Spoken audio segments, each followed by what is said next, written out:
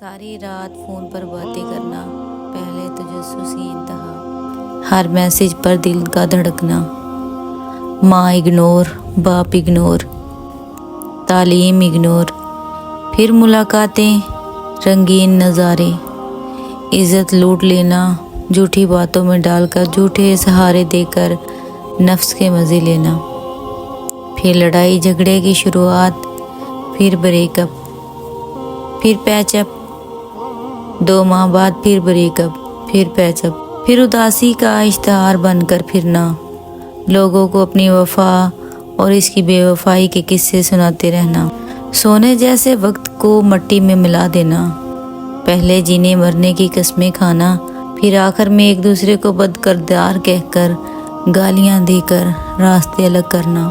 Social media پر اس کو محبت کہتے ہیں۔